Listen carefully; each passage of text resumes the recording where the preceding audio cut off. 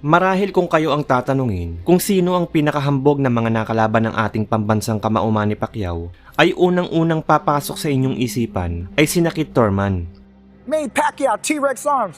Pop, pop, pop. Antonio Margarito, Alright. Yeah. Who's that? No, this guy. Es puto Pacquiao.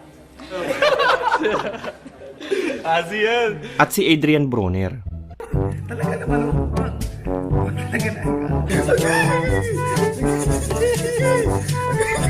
Pero alam nyo ba mga brad, na bago pa man nagpasabog ng kayabangan ng mga ito sa harap ni Pacman, ay nauna na ang Meksikanong si Hector Velasquez sa listahan ng mga hambog na boxer na bumalasuba sa pagkataon ng nag-iisang Manny Pacquiao. Taong 2005, matapos talunin ng Mexican legend na si Erik Morales si Pacman sa isang kontrobersyal na laban,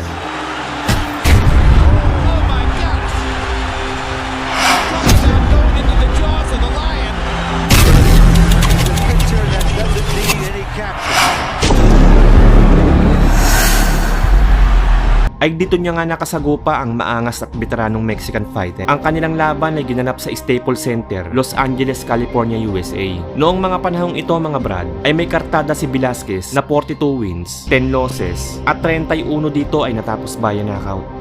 At dahil sa una ng tinalo ng kapwa niya Mexican fighter na si Erik Morales, ang pambansang kamao, nagpa ng Meksikano ay puro bilis lang daw si Pacquiao, pero mahina naman daw ang katawan at utak nito.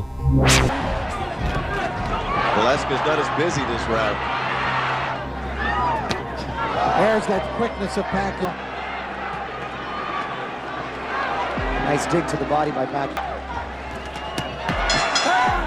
Lead, then a back. Velasquez fighting. The others. Julius Spada's he beat. Right, so beautiful right there. This fight him, they say that once you've already taken a combination, before you compose yourself, he's got Some body left in it. the inside. He's had a couple. Just look at Manny.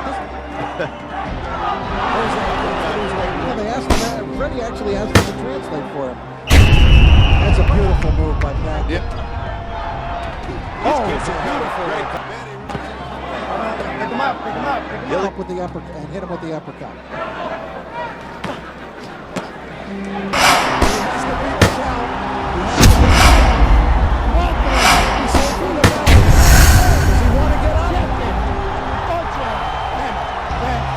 Dahil nakaabot ka sa dulo ng ating video, ay muli ko kayong bibigyan ng isang malupit na boxing trivia. Malamang kung mahilig kang makinig ng music, ay kilala mo ang legendary rockstar singer, songwriter na si Freddie Mercury, ang frontman ng British rock band na Queen. Sila ang nagpasikat ng mga kantang I Want to Break Free, We Will Rock You, We Are the Champions, at ang pamungusong Bohemian Rhapsody. Pero alam nyo ba na noong bata pa itong si Freddie Mercury ay minsan na nitong nakahiligan ng sports na boxing? At ang malupit pa dyan mga brad ay may husay din itong lumaban. Sa katunayan, noong nasa high school siya noon sa isang boarding school sa India ay marami itong napanalo ng tropeyo dahil sa husay nito sa paglalaro ng boxing. Tama kayo sa narinig nyo mga brad, isa siyang boxing amateur champion noon. Kung pagmamasdan nyo po ang larawan ay siya po yung nasa kanan. Subalit ang kanyang karera bilang isang amateur ay hindi din nagtagal sapagkat pinahinto na siya ng kanyang ina. Kung nagustuhan mo ang bidyong to, ay huwag kalimutan mag-like, share, subscribe, at pakikalimbang mo na din yung kampana para pag nag-upload ako ay isa ka sa mga una makakapanood.